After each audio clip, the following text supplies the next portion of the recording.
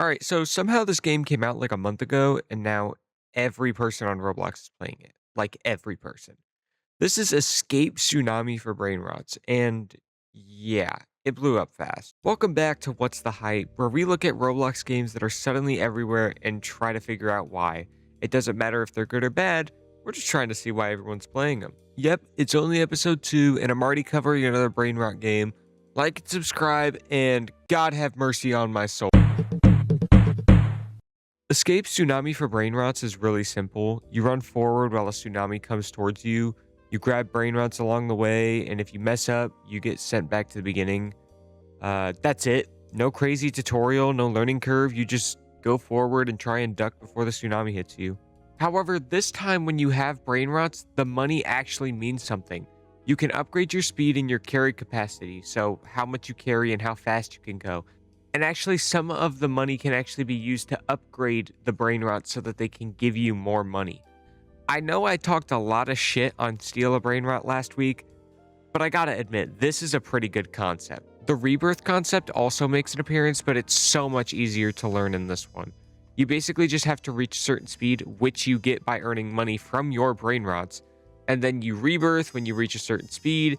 It goes up to 20. I actually reached the highest level when I was in the recording, which pretty much tells you how easy it is to actually play this game.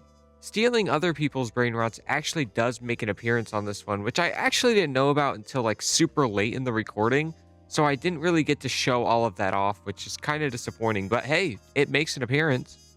There's so many different types of rarities in this game. There's like common, uncommon, rare, legendary, epic. I believe some of them is secret, cosmic, mythical, and then the other one is celestial. That's it. There are also many different types of events that go on, like the wacky waves and radioactive. It was actually really fun to see all of that go down because it was something that I really have not seen inside of these run away from a speeding wall type of games. There are also a ton of different type of wave speeds that you get. You have like super slow, slow, very fast, fast, lightning, and then there's the death wave, which will kill you even if you're hiding. And yeah, the bat from Steal a Brainrot also does reappear in this game, but it's actually a lot different from how the bat works. If you hit them, they basically just fall to the ground and seem to have like some sort of seizure. I mean, that's what kept happening to me and this guy. Also, I don't think this bat is actually stolen like in Steal a Brainrot, which is a plus.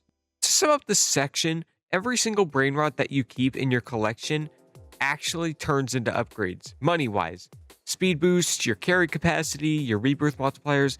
This means that every single run that you go out and try and escape a tsunami, it actually matters. So you're not just escaping it for like fun or whatnot. You're grinding without realizing you're grinding, and that's what keeps everybody coming back. I feel like the reason that this game is so popular is because it dropped at the perfect time.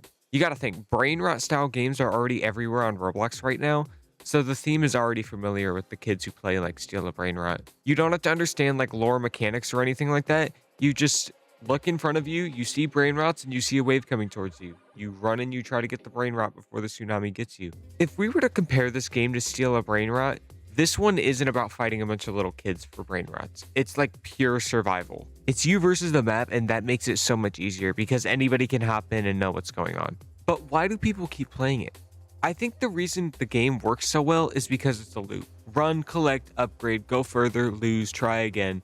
It's quick, it's rewarding, and it always feels like you are this close to making it. To sum this up, for the kids, it's popular because it's a Brainrot theme. But for the people that are older, it's an easy understanding game, unlike Steal a Brainrot. With that, let's go ahead and wrap up, and I will give my final verdict. If we were to break it down, Escape Tsunami for Brainrots isn't doing anything revolutionary to the platform.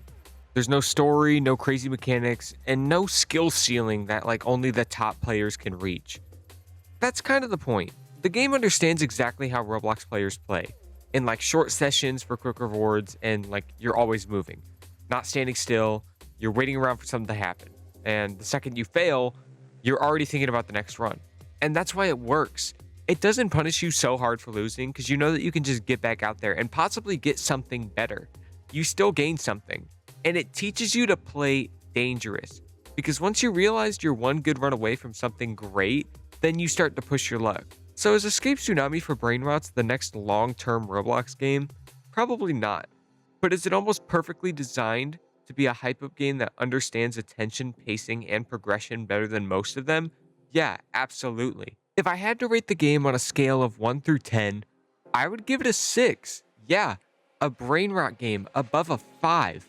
But this is what happens when you take a game like Steal a Brainrot and add more and better concepts onto it. When you take a concept like Steal a Brainrot and you take away like the most important part, which is stealing, and you add a ton of different concepts on top of that, then you get an overall great game. I would rate it higher, but you know me with these Brainrot type of games. I don't really mess with the whole AI kind of generative thing because, hey, that could take my job one day. And now we need to ask ourselves a question. How many of these Brainrot games can Roblox support before players finally get tired of them? Or does the formula just keep evolving? That's what we'll have to find out. This is what happens when you take an overall boring concept and you transform it into something super simple and easy that anybody can understand. And that's the hype.